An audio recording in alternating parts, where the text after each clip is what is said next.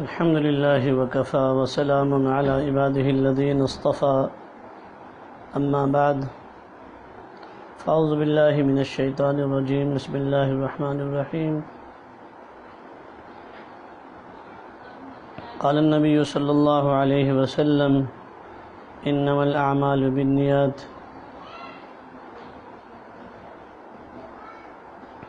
اللهم صل على سيدنا محمد وعلى آل سيدنا محمد وبارك وسلم اللهم صل على سيدنا محمد وعلى آل سيدنا محمد وبارك وسلم اللهم صل على سيدنا محمد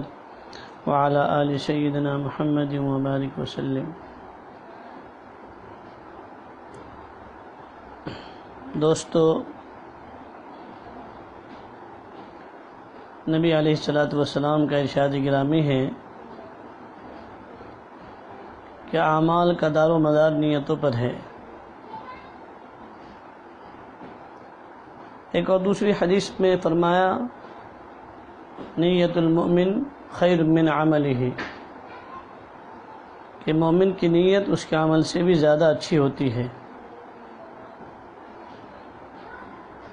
نبی علیہ السلام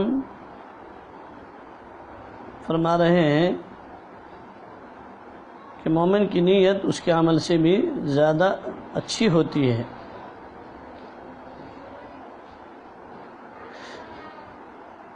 یہ بات سمجھنے میں ذرا مشکل پیش آئے گی، لیکن حقیقت یہی ہے کہ نیت عمل سے زیادہ بہتر ہوتی ہے، اور علماء نے، مشائخ نے بہت ساری اس کی وجوہات لکھی ہیں۔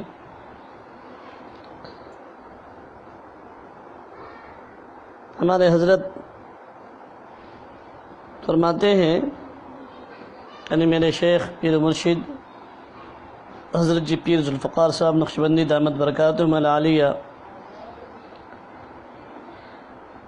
فرماتے ہیں کہ سب سے پہلی چیز تو یہ ہے کہ نیت کرنے سے مومن کو اجر ملتا ہے اور اس کی نیکی لکھی جاتی ہے، بھلے بعد میں اس کے عمل میں ریا نکلے، یعنی دکھلاوا نکل جائے، یا جو بھی کچھ ہو، یا کسی وجہ سے اس کا عمل قبول نہ ہو، لیکن عمل کرنے سے اسی وقت اس کے نام اعمال میں نیکی لکھ دی جاتی ہے۔ دوسری وجہ ہمارے حضرت فرماتے ہیں کہ نیت کے اندر دوام ہوتا ہے اور عمل کے اندر دوام نہیں ہوتا، یعنی ہمیشگی نہیں ہوتی۔ کوئی بھی عمل کرے وہ محدود ہوگا، ہے نا، اس کی ایک حد ہوتی ہے، نہیں، عمل محدود ہوتا ہے، لیکن نیت کی کوئی حد ہے نہیں۔ مثال کے طور پر ایک آدمی نے یہ نیت کی، اور یہ نیت کر سکتا ہے کہ جب تک میری زندگی ہے میں تہجد کی نماز پڑھوں گا، جب تک میری زندگی ہے میں فلاں خیر کے کام کروں گا۔ تو اگر اس کی زندگی 100 سال ہو تو یہ نیت 100 سال تک کی ہوگی، اور اگر اس سے بھی زیادہ ہے تو اس میں بھی یہ نیت زیادہ مدت تک محیط ہو جائے گی، گھری رہے گی، اس لیے کہ دوام کی وجہ سے نیت عمل سے افضل ہو جاتی ہے۔ تیسری وجہ ہمارے حضرت فرماتے ہیں کہ انسان جو بھی اعمال کرتا ہے وہ محدود ہوتے ہیں، لیکن اس کو اس کے بدلے میں جو جنت ملے گی نا، اس میں وہ ہمیشہ ہمیشہ رہے گا۔ اس طرح کے انسان جتنا بھی گناہ کرتا ہے تو محدود ہوتے ہیں، لیکن جہنم کا عذاب ہمیشہ ہمیشہ ہی ملتا رہے گا۔ یعنی کافر نے کفر تو محدود عمر کے لیے کیا ہے نا، مگر ہمیشہ ہمیشہ اس کا عذاب ملے گا۔ اس کی وجہ بتائی کہ اگرچہ مومن محدود عمل کرتا ہے مگر اس کی نیت یہ ہوتی ہے کہ جب تک میری زندگی ہے میں اپنے پروردگار کی فرمانبرداری کروں گا، اللہ رب العزت کے احکام کو بجا لاؤں گا، اس لیے وہ ہمیشہ ہمیشہ کے لیے جنت میں رہے گا۔ اور کافر کی نیت یہ ہوتی ہے کہ مجھے اللہ کو نہیں ماننا ہے، پھر اس کے ساتھ کسی کو شریک بنا دیا، تو اس نیت کی وجہ سے اس کو ہمیشہ ہمیشہ کے لیے جہنم کا عذاب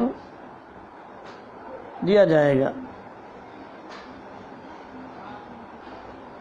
تیسری وجہ ہمارے حضرت فرماتے ہیں کہ نیت قلب کا عمل ہے،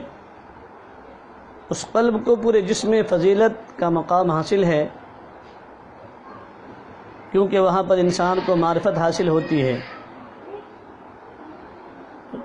جسم میں فضیلت کا مقام حاصل ہے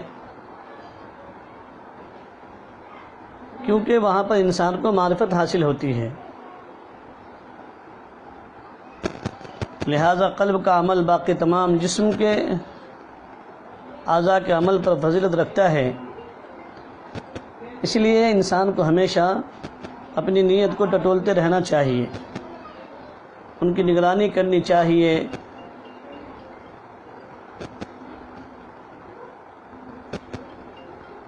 کہ ہم جو کام کر رہے ہیں کیا واقعی وہ اللہ رب العزت کی رضا کے لیے ہے یا اس میں کوئی اور مقصد ہے۔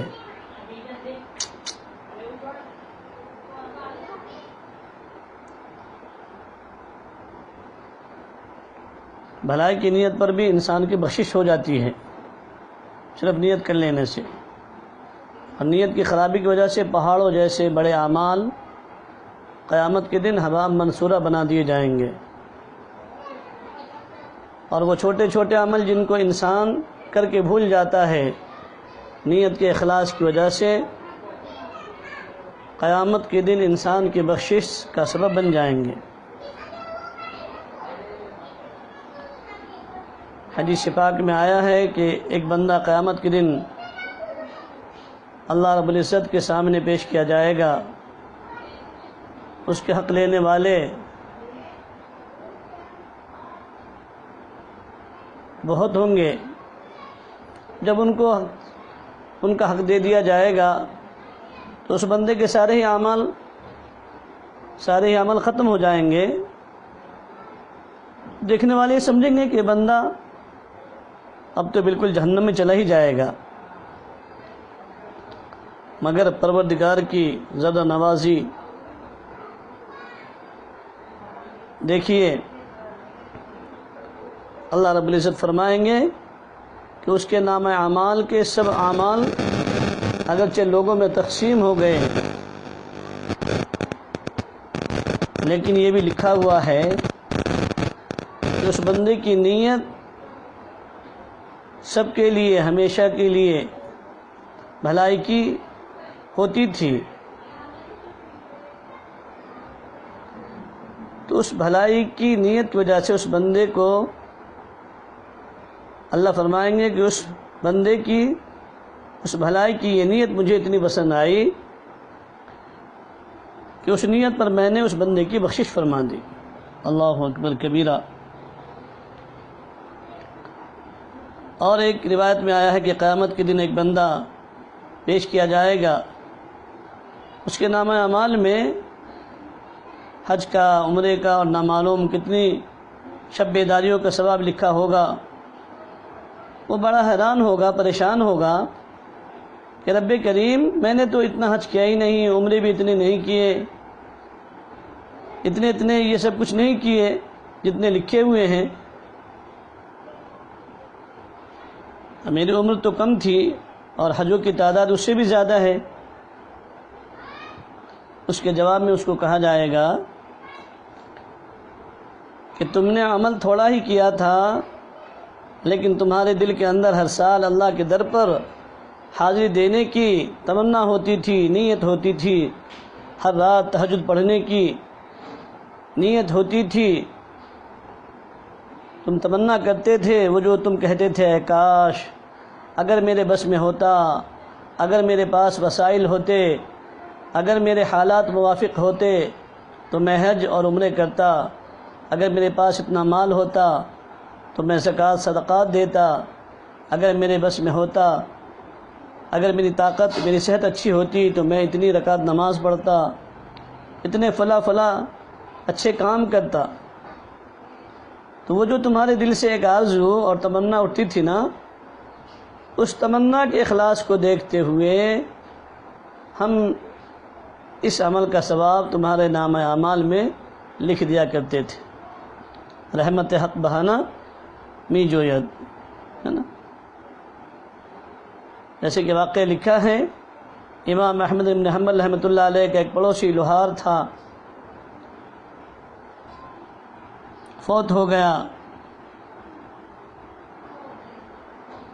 اس کو کسی نے خواب میں دیکھا تو پوچھا کہ آگے کیا بنا، آپ کے ساتھ میں کیا معاملہ ہوا؟ کہنے لگا اللہ رب العزت کی رحمت ہو گئی اور مجھے بخش دیا گیا، اللہ اکبر، اور مجھے امام احمد بن حنبل رحمۃ اللہ علیہ کے درجے میں پہنچا دیا گیا۔ قربان جائیے اس اللہ رب العزت کی زردہ نوازی پر۔ امام احمد بن حنبل رحمۃ اللہ علیہ 4 امام میں سے ایک بڑے امام ہیں۔ تو اس پڑوسی کو، یعنی جو حضرت امام صاحب کا پڑوسی لوہار تھا، انتقال کے بعد اللہ رب العزت نے اس کا درجہ امام صاحب کے قائم مقام فرما دیا۔ وہ سن کر بڑا حیران ہوا۔ اس کے بعد اس کی آنکھ کھل گئی۔ خواب دیکھنے والے خود بھی محدث اور عالم تھے، وہ سوچنے لگے کہ اس کے اہل خانہ سے یعنی گھر والوں سے پوچھنا چاہیے کہ آخر اس کا کون سا ایسا خاص عمل ہے کہ جو اللہ رب العزت کو پسند آ گیا ہے۔ چنانچہ جب انہوں نے اس کے اہل خانہ سے گھر والوں سے پوچھا، گھر والوں نے کہا کہ جیسے ایک عام مسلمان کی زندگی ہوتی ہے، بس ایسی ان کی ایک زندگی تھی۔ پھر انہوں نے بتایا کہ میں اس وجہ سے پوچھ رہا ہوں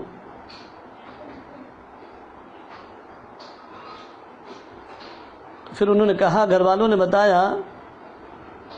کہ میں نے ان میں 2 باتیں بڑی عجیب دیکھی۔ ایک تو یہ کہ ان کے دل میں اللہ رب العزت کا بہت احترام تھا، یہاں تک احترام تھا کہ جب یہ لوہا کوٹ رہے ہوتے تھے، یعنی ہتھوڑا اٹھا رہے ہوتے اور ہتھوڑا مارنے کے لیے سر سے اوپر اٹھاتے، اگر عین اس وقت اذان کی آواز اللہ اکبر کی آ جاتی تو یہ اسی وقت ہتھوڑے کو نیچے رکھ دیتے تھے کہ اے میرے پروردگار، اب تو نے بلا لیا ہے، اب میں پہلے اس کا حکم پورا کرتا ہوں۔ یعنی ہتھوڑا اوپر اٹھاتے تھے لوہے پر مارنے کے لیے، لیکن جیسے ہی اللہ اکبر کی صدا کانوں میں پڑ جاتی تو اسی حالت میں چھوڑ دیتے اور یہ فرماتے کہ اب میرے رب نے بلا لیا ہے، میرے پروردگار کے منادی نے آواز لگائی ہے اللہ کے گھر سے، اب میں پہلے اس کا حکم پورا کرتا ہوں۔ تو دوسری بات یہ تھی ان کے اندر کہ جب تھکے ہوئے گھر آتے تھے اور رات کو دیکھتے تھے کہ امام احمد بن حنبل رحمۃ اللہ علیہ اپنی چھت کے اوپر عبادت کرتے ہیں، تو یہ حسرت اور افسوس کے ساتھ سرد آہیں بھرتے تھے، ٹھنڈی سانس لیتے اور کہتے تھے کہ میں کیا کروں، میرے بچے زیادہ ہیں، اگر میں کام نہیں کروں گا تو ان بچوں کے لیے کیسے انتظام ہوگا؟ اگر میری پیٹھ ہلکی ہوتی تو مجھ پر بچوں کا یہ بوجھ نہ ہوتا، اور میں وقت فارغ کر سکتا تو میں بھی امام احمد بن حنبل رحمۃ اللہ علیہ کی طرح راتیں گزارتا۔ اور محدث فرمانے لگے کہ ہاں بس ان کا یہ عمل ایسا تھا کہ اس کے دل کے اخلاص کی وجہ سے رب کریم نے جنت میں انہیں وہی درجہ عطا فرما دیا جو امام احمد بن حنبل رحمۃ اللہ علیہ کو فرمایا تھا۔ تو پتہ چلا کہ انسان ایک عمل تو خود نہیں کر سکتا، لیکن اس عمل کے کرنے کی تمنا تو دل میں رکھ سکتا ہے۔ ہم نیک تو نہ بن سکے مگر تمنا تو رکھ سکتے ہیں کہ ہم سر سے لے کر پاؤں تک اللہ رب العزت کی شریعت کے مطابق نہیں بن سکے، لیکن تمنا تو رکھ سکتے ہیں۔ تو نیت کر لینے سے بسا اوقات انسان کو وہ نعمتیں مل جاتی ہیں جو عمل پر بھی اس کو نہیں ملا کرتی۔ اس لیے فرمایا گیا نیت المومن خیر من عملہ، کہ مومن کی نیت اس کے عمل سے بہتر ہوا کرتی ہے۔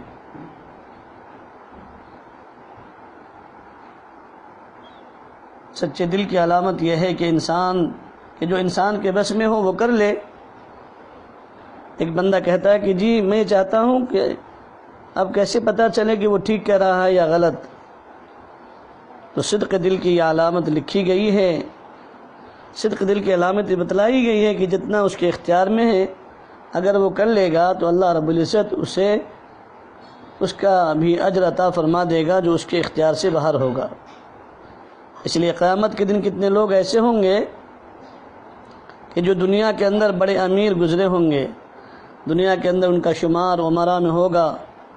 مگر قیامت کے دن اللہ تعالیٰ ان کو فقراء میں شمار فرمائیں گے۔ اور کتنے لوگ ایسے ہوں گے جو دنیا میں نان شبینہ کو ترستے تھے، یعنی لقمے کے لیے ترستے تھے، ایک روٹی کے لیے ترستے تھے، فاقوں میں زندگی گزارتے تھے، مگر قیامت کے دن قارون کے ساتھ ان کا حشر کر دیا جائے گا، اس لیے کہ ان کے دل کی وہی نیت تھی جو قارون کے دل کی تھی۔ یہ دل کی نیت پر منحصر ہے۔ اللہم احفظنا منہ۔ اگر ہمارے دل میں بھی یہ نیت ہوگی کہ ہم اللہ رب العزت کی معرفت حاصل کرنا چاہتے ہیں اور اس کی محبت سے اپنے دل کو لبریز کرنا چاہتے ہیں، تو عین ممکن ہے کہ اسی نیت کو اللہ تعالیٰ قبول کر کے قیامت کے دن اپنے چاہنے والوں کی جماعت میں ہمیں بھی شامل فرما لے۔ آمین۔ اللہ رب العزت ہم سب کو انبیاء، صدیقین، شہداء، صالحین اپنے نیک بندوں میں اور ان نیک بندوں کی جماعت میں ہم سب کا، پوری امت کا اللہ شمار نصیب فرمائے۔ اچھی نیت کے برکات بھی اچھے ہوتے ہیں۔ ایک واقعہ لکھا ہے کہ ایک دفعہ حضرت مولانا یحییٰ صاحب رحمۃ اللہ علیہ نہا رہے تھے، غسل کر رہے تھے، یعنی حضرت شیخ الحدیث مولانا زکریا علیہ الرحمہ کے والد محترم وہ غسل کر رہے تھے، شاگرد آپ کے جسم پر پانی ڈال رہے تھے۔ ایک جاہل وہاں سے گزرا اور کہا ارے یہ مولوی اپنے لیے مسئلہ جائز کر لیتے ہیں اور ہمارے لیے ناجائز ہو جاتا ہے۔ کئی دفعہ اس طرح ہوا کہ ایک دن اس جاہل نے پوچھ لیا کہ اچھا مولانا آج تو ضرور بتا دیں۔ فرمایا کہ تو پاک ہونے یا نہانے کے لیے پانی بہائے گا؟ حضرت نے فرمایا کہ تو پاک ہونے یا نہانے کے لیے پانی بہائے گا تو یہ اسراف ہو سکتا ہے، یعنی فضول خرچی ہو سکتی ہے، اور میں ٹھنڈک لینے کے لیے علاج کی نیت سے پانی ڈالتا ہوں، ٹھنڈک حاصل کرنے کے لیے اور علاج کی نیت سے میں پانی ڈالتا ہوں، تو اس لیے جائز ہے۔ میری نیت یہ ہوتی ہے کہ میں غسل کروں گا، نہاؤں گا تو طبیعت میں تازگی آ جائے گی، بشاشت آ جائے گی۔ دیکھیں اللہ والوں کی نیت غسل میں بھی اور غسل کے درمیان ٹھنڈے پانی کو زیادہ استعمال کرنے کی یہ نیت ہوا کرتی ہے۔ ہم جاہلوں کو اس لیے سوچ سمجھ کر علماء سے پوچھنا چاہیے۔ آج کل کا یہ مزاج بنا ہوا ہے کہ ہر ایک انسان اپنے مزاج پر علماء کو بھی تولتے رہتے ہیں اور علماء کا امتحان لیتے ہیں، اور جو ان کی نگاہ ہوتی ہے اسی نگاہ سے علماء کو بھی دیکھتے ہیں اور یہ سوچتے ہیں کہ بھئی یہ تو ایسا کر رہا ہے تو کیا اس کے لیے یہ چیز جائز ہے۔ جیسا کہ ایک بڑے مفتی صاحب دوران سفر نماز پڑھ رہے تھے تو نماز کی حالت میں انہوں نے یہ جو دونوں کوہنیاں ہیں وہ زمین سے انہوں نے ٹیک دی، تو ایک عامی نے سوال کیا، کہا کہ حضرت ہم نے تو یہ پڑھا ہے اور سنا ہے کہ نماز کے دوران سجدے کی حالت میں کوہنیاں زمین سے اوپر رکھنی چاہیے، اور آپ نے تو کوہنیاں زمین پر ٹیک دی ہے، تو آپ کی نماز ہی نہیں ہوئی۔ یہ مفتی بن گئے، ایک بڑے مفتی کو مسئلہ بتا رہے ہیں، تو وہ بڑے اللہ والے بڑے ہوتے ہیں، انہوں نے فرمایا کہ بھائی تم نے کہاں سنی ہے؟ کہا کہ سنا ہے۔ کہا کہ دیکھو تم نے نبی علیہ الصلوۃ والسلام کی جوانی کی نماز سنی ہے، بڑھاپے کی نماز تم نے نہیں سنی ہے۔ حضور علیہ الصلوۃ والسلام کی جوانی کی نماز ایسی ہے، بڑھاپے کی نماز ایسی بھی ہے، اور میری یہ مجبوری ہے، مجبوری کی وجہ سے میں نے یہ کوہنیاں زمین پر ٹیکی ہے، تو کوہنی ٹیکنے سے بھی اگر مجبوری ہو، بڑھاپا ہو، تو اس وقت میں نماز ہو جاتی ہے۔ حضرت نے فرمایا، حضرت مولانا یحییٰ صاحب رحمۃ اللہ علیہ نے، کہ میری یہ نیت ہوتی ہے کہ میں نہاؤں گا تو طبیعت میں تازگی آ جائے گی۔ آج کل تو حال یہ ہے کہ ٹوٹیاں یعنی چابیاں مسجدوں کی کھلی چھوڑ دیتے ہیں، اور کھلے پانی ہے، بچتے بچتے بھی اسراف ہونے کا خطرہ ہے۔ اس لیے ہمیں بھی آج کل نہاتے ہوئے علاج کی نیت کرنی چاہیے، نیت کے بدلنے اور درست کرنے سے اچھا کام ہو جاتا ہے۔ اللہ پاک ہمیں بھی اس پر عمل کی توفیق عطا فرمائے کہ ہم جب بھی نہائیں تو ایک تو غسل کو کرنے سے پہلے نیت کر لیا کریں غسل کی، اور سنت طریقے پر نہائیں کہ پہلے استنجا کریں، پھر وضو کریں، اور پھر اس کے بعد میں فرائض ادا کر کے پھر نہانا شروع کریں۔ اور جیسے حضرت نے فرمایا کہ اگر یہ نیت ہو جائے گی علاج کی، ٹھنڈک حاصل کرنے کی گرمی میں، تو پھر انشاءاللہ اگر پانی تھوڑا زیادہ بھی چلا جائے گا تو اس راب میں داخل نہیں ہوگا، بلکہ علاج کی نیت سے نہائیں گے تو انشاءاللہ اس پر بھی آپ کو اجر ملے گا۔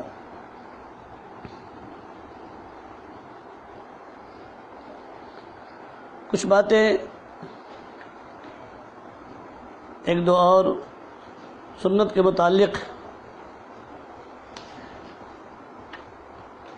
کہ ہم سب کو ہر وقت میں اپنی چاہے انفرادی زندگی، اجتماعی زندگی ہو، سنتوں کی مشق کرنی چاہیے۔ سنتوں کی مشاقی کی جب عادت پڑ جائے گی تو عادت بھی انسان کی عبادت بن جاتی ہے، اور تصوف کا مقصود ہی یہی ہے کہ انسان کی عادت بھی عبادت بن جائے۔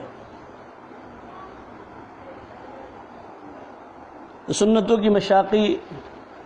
اپنے کھانے پینے، اٹھنے بیٹھنے میں، چلنے پھرنے میں، گھر میں داخل ہونا اور گھر سے نکلنا،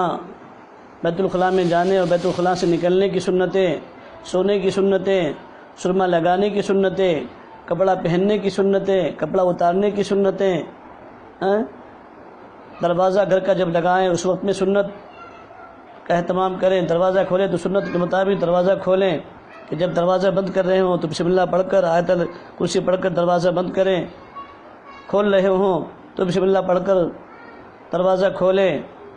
گھر میں داخل ہوں تو سلام کے ساتھ میں داخل ہو، مسکراتے ہوئے داخل ہوں۔ یہ اللہ کے نبی علیہ الصلوۃ والسلام کی تمام سنتیں ہیں، اور ایک ایک سنتوں کے زندہ کرنے پر ہمیں معلوم ہے کہ کتنا بڑا ثواب ملتا ہے۔ حضور علیہ الصلوۃ والسلام نے فرمایا کہ ایک سنت کے زندہ کرنے پر 100 شہیدوں کے برابر اجر ملے گا۔ ایسی آپس کی گفتگو میں سنت کا خیال رکھنا چاہیے، اور اس سنت کے اہتمام کے لیے اور سنت کی عادت ڈالنے کے لیے ہر ایک انسان کو چاہیے کہ وہ اپنے لیے ایک اپنا اچھا دوست، دینی دوست بنا لے، اور ان سے کہہ دیں کہ بھائی اگر ہمارا کوئی عمل سنت کے خلاف آپ کو نظر آئے تو اس پر آپ ہماری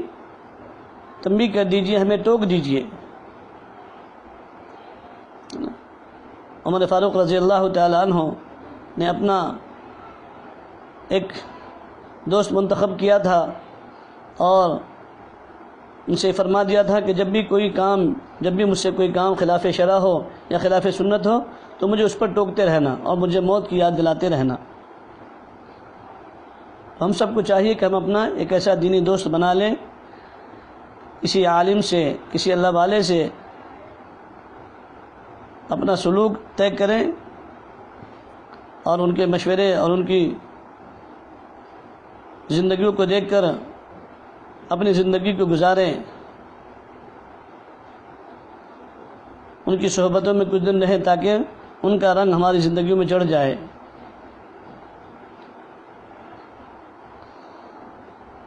تو آپ اپنا ایک دوست ایسا بنا لیں، ان سے کہیں کہ آپ ہماری اس طرح کی جو کمی کوتاہی اس پر ہمیں ٹوک دیا کریں تو ہم آپ کا احسان مانیں گے، کیونکہ آدمی کو خود کبھی استحضار نہیں رہتا ہے، حالانکہ وہ آدمی جانتا ہے، عمل کرنا چاہتا ہے، مگر کبھی استحضار نہ ہونے کی وجہ سے بھول چوک ہو جاتی ہے۔ اس لیے اپنا کوئی مخلص دوست بنا لیجئے، اگر آپ کا مخلص دوست رہے گا تو وہ یقیناً بتا دے گا۔ پہلے زمانے میں لوگ اللہ کے واسطے روک ٹوک کرتے تھے، اب تو یہ مزاج ہی نہیں رہا، ٹوکنے والا بھی یہ سمجھتا ہے کہ میں کیسے ٹوکوں،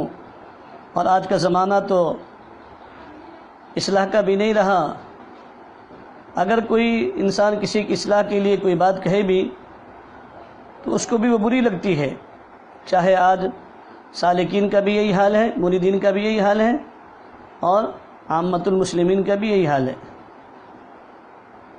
اور ہمارے بڑے کیسے تھے، اللہ اکبر! پہلے زمانے کے لوگ روک ٹوک کرتے تھے تو اللہ کے لیے کرتے تھے، اور اس کی وجہ سے خیر وجود میں آتا تھا، صلاح وجود میں آتی تھی، بھلائی وجود میں آتی تھی، معاشرہ پاکیزہ ہوتا جاتا تھا،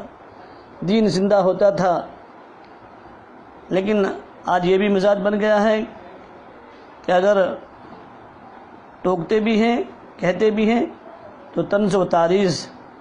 اور طعنہ اس کی جگہ لے لیتا ہے۔ اور اب آدمیوں کے اندر اور ہمارے اندر ایسے انداز آ گئے ہیں، ایسے انداز سے بات کرتے ہیں کہ سامنے والے کو تکلیف ہوتی ہے، تو وہ چیز بھی آہستہ آہستہ ختم ہو گئی۔ اس لیے ٹوکنے کا انداز بھی صحیح ہونا چاہیے، اصلاح کا انداز بھی صحیح ہونا چاہیے، تاکہ سامنے والے کو یہ سمجھ میں نہ آئے اور اس کو بری معلوم نہ ہو کہ یہ ہمیں اس پر ٹوک رہا ہے۔ جیسے کہ حضرت امام حسن، امام حسین رضی اللہ تعالیٰ عنہما کھیل رہے تھے، ایک بڑے میاں آئے، وضو کر رہے تھے، وضو کرنے کے بعد یہ دونوں بھائی دیکھ رہے تھے، تو انہوں نے یہ نہیں فرمایا کہ چچا تمہاری وضو غلط ہے، بلکہ یہ فرمایا کہ چچا جان ذرا ہم وضو کرتے ہیں، آپ ہماری وضو دیکھ لو، ہمارا وضو دیکھ لو، کیا ہم وضو صحیح کرتے ہیں، غلط کرتے ہیں، آپ ہمارے وضو کی اصلاح کر دیجئے۔ تو دونوں نے وضو کیا، وضو کرنے کے بعد وہ بڑے میاں کہنے لگے بیٹے تمہارا وضو صحیح ہے، میرا ہی وضو غلط ہے۔ تو یہ طریقہ بھی ہونا چاہیے، ہر وقت منہ پھٹ جواب بھی نہیں دینا چاہیے، یہاں تک کہ اب آدمی دیکھتا بھی ہے کہ یہ عمل صحیح نہیں ہے تو ٹوکتا نہیں ہے، اس طرح سے اسی وجہ سے نہیں ٹوکتا کہ وہ کہیں خفا نہ ہو جائے۔ ہمارے بزرگوں میں اور ہمارے بڑوں کی عادت تھی، اللہ ان کے درجات بلند فرمائیں، اپنی غلطی کا اعتراف کا مزاج تھا۔ حضرت اقدس تھانوی علیہ الرحمہ کے حالات واقعات میں لکھا ہے اور دیکھ لیں تو اس سے اندازہ ہوگا اللہ پاک نے آپ کو وہ علوم عطا فرمایا تھا کہ 1000 کے قریب آپ کی کتابیں موجود ہیں جو آپ نے تصنیف و تالیف فرمائی ہے، اور ایک عالم کے بقول 1000 تو بلا واسطہ ہیں، بالواسطہ 24 یا 2700 کتابیں لکھی جا چکی ہیں۔ حضرت تھانوی نے اتنی کتابیں لکھی ہیں، کتابوں سے کتابیں لکھی گئی، لوگوں نے ان سے انتخابات کیے، ان سارے علوم کے باوجود فرماتے تھے کہ میرے حضرت نے وہ باتیں بیان فرمائی ہیں کہ اگر ان کو بیان کروں تو لوگ یقین نہیں کریں گے۔ یعنی حضرت تھانوی علیہ الرحمہ کے پیر و مرشد حضرت سید الطائفہ حاجی امداد اللہ مہاجر مکی علیہ الرحمہ حضرت فرماتے ہیں کہ اگر میں ان کو بیان کر دوں تو لوگ یقین نہیں کریں گے، اور حضرت حاجی صاحب علیہ الرحمہ کی خدمت میں 1 سال گزارنے کے لیے گئے تھے حضرت تھانوی علیہ الرحمہ۔ حضرت اقدس گنگوہی رحمۃ اللہ علیہ کا ارشاد، حضرت گنگوہی رحمۃ اللہ علیہ نے فرمایا کہ ہم نے حاجی صاحب علیہ الرحمہ کا کچا پھل کھایا ہے اور تم نے حضرت کا پکا پھل کھایا ہے۔ اللہ پاک نے ان حضرات سے بڑا کام لیا ہے، اور صاف صاف بات کہنے کا مزاج، صحیح بات کہنے والا مزاج، روک ٹوک میں ذرا بھی کسی کی بے جا رعایت نہیں کرتے تھے۔ اور کسی نے آپ سے پوچھا کہ آپ مجدد ہیں تو فرمایا کہ انکار پر کوئی دلیل نہیں۔ حضرت تھانوی سے علیہ الرحمہ سے کسی نے پوچھا کہ آپ مجدد ہیں تو فرمایا کہ اس پر انکار پر کوئی دلیل نہیں، لیکن یہ سب کچھ ہونے کے باوجود بھی اگر کوئی بات ہو گئی تو فوراً اعتراف کر لیا۔ اتنے بڑے مجدد کا حال یہ ہے، کوئی اگر بچہ بھی ٹوک دیتا تو فوراً اعتراف کر لیتے اور مان جاتے۔ ایک مرتبہ ایک مسجد میں آپ ایک شخص سے چھٹے پیسے لے رہے تھے، تو ایک مرید نے کہا کہ حضرت یہ بیع و شراء یعنی خرید و فروخت کی جگہ نہیں ہے، بس یہ سننا تھا کہ آپ نے فرمایا جزاک اللہ، چلو بھائی باہر چلو۔ مسجد کے باہر جا کر معاملہ کیا۔ اللہ اکبر کبیرہ۔ اللہ ہم سب کو بھی ماننے کا جذبہ عطا فرمائے اور ہم سب کو اپنی اصلاح کرنے کی توفیق نصیب فرمائے، اور اپنے اصلاح کے جذبے ہی سے اپنا خیر خواہ بنانے کی ہم سب کو توفیق نصیب فرمائے۔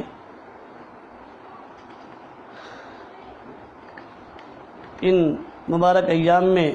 اللہ پاک ہم سب کو تلاوت قرآن کی حلاوت سے محظوظ فرمائے، اپنا ذکر کثرت کے ساتھ کرنے کی توفیق نصیب فرمائے، توبہ استغفار کی توفیق نصیب فرمائے۔ تمام بھائیوں سے گزارش ہے کہ اس ماہ مبارک کی قدر دانی کر لے، نہ جانے آئندہ کا رمضان ہمیں ملے گا یا نہ ملے گا، اس لیے اس رمضان کو اپنی زندگی کا آخری رمضان سمجھ کر خوب کثرت کے ساتھ نمازوں کا اہتمام، سنت اور نوافل کا اہتمام، ذکر استغفار کا اہتمام، تلاوت قرآن کا اہتمام، اور صبح شام کی تسبیحات کی پابندی، اس کا اہتمام، اور قرآن پاک کی تلاوت کثرت کے ساتھ میں کریں۔ کم از کم انشاءاللہ یہ نیت کر لیں اور ارادے کریں کہ انشاءاللہ اس پورے رمضان کے اندر زیادہ کچھ نہیں تو کم از کم انشاءاللہ 3 قرآن شریف ضرور ہم پورا کریں گے۔ آخر ہم کیا منہ دکھائیں گے اپنے اکابروں کے سامنے جو 40 سال عشاء کی وضو سے فجر کی نماز پڑھنے والے اکابرین مشائخ اتنی بڑی بڑی نیکیاں لے کر وہاں پر ہوں گے، ان کے سامنے ہماری نیکیاں کہاں تلیں گی؟